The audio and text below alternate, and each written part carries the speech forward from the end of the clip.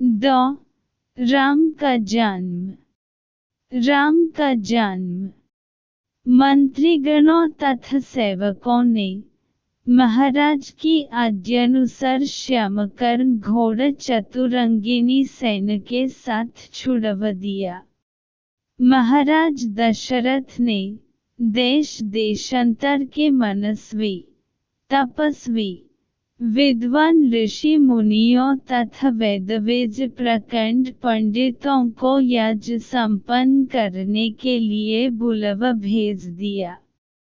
निश्चित समय आने पर समस्त अभ्यागतों के साथ महाराज दशरथ अपने गुरु वशिष्ठ जी तथा अपने परम मित्र अंग देश के अधिपति लोभपद के जमतलिंग ऋषि को लेकर यज्ञ मंडप में पधारे।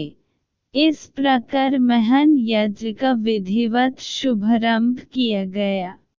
संपूर्ण वातावरण वेदों की ऋचाओं के उच्च स्वर में पाठ से गूंजने तथा समिध की सुगंध से महकने लगा। समस्त पंडितों, ब्राह्मणों, ऋषियों आदि को यथोचित धन धान्य, गौ आदि भेंट करके सादर विदा करने के साथ यज्ञ की समाप्ति हुई। राजा दशरथ ने यज्ञ के प्रसाद चर को अपने महल में ले जाकर अपनी तीनों रानियों में वितरित कर दिया।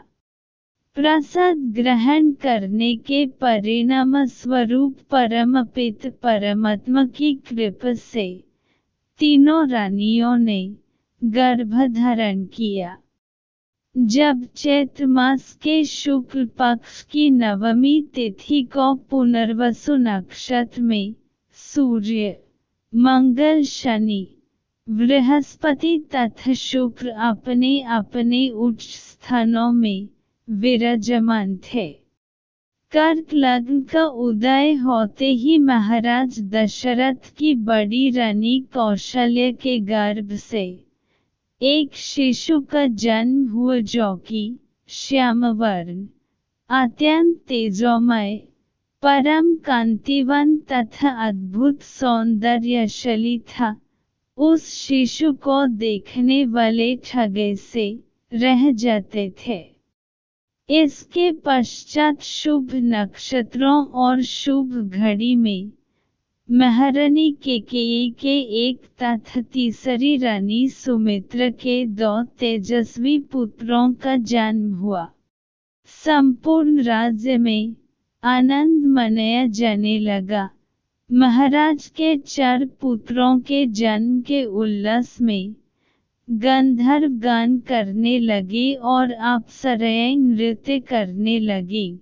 देवता अपने विमानों में बैठकर पुष्प वर्ष करने लगे। महाराज ने उन्मुक्त हस्त से राजद्वार पर आए हुए भट, चरण तथा आशीर्वाद देने वाले ब्राह्मणों और याचकों को दान दक्षिण दी। पुरस्कार में प्रजाजनों को धन धान्य तथा दरबारियों को रत्न, आभूषण तथा उपाधियां प्रदान किया गया। चारों पुत्रों का नामकरण संस्कार महर्षि वशिष्ठ के द्वारा कराया गया तथा उनके नाम रामचंद्र, भरत, लक्ष्मण और शत्रुघ्न रखे गए। आयु बढ़ने के साथ ही साथ रामचंद्र गुणों में भी अपने भाइयों से आगे बढ़ने तथा प्रजा में अत्यंत लोकप्रिय होने लगे। उनमें अत्यंत विलक्षण प्रतिभा थी, जिसके परिणामस्वरूप अल्पकाल में ही वे समस्त विषयों में पारंगत हो गए। उन्हें सभी प्रकार के अस्त्र शस्त्रों को चलाने तथा हाथी, घोड़े एवं सभी प्रकार के वाहनों की सवारी में उन्हें असाधारण निपुणता प्राप्त हो गई। वे निरंतर मतपित और गुरुजनों की सेवा में लगे रहते थे। उनका अनुसरण शेष 3 भाई भी करते थे। गुरुजनों के प्रति जितनी श्रद्धा भक्ति इन 4 भाइयों में थी, उतना ही उनमें परस्पर प्रेम और सौहार्द भी था। महाराज दशरथ का हृदय अपने 4 पुत्रों को देखकर गर्व और आनंद से भर उठता था।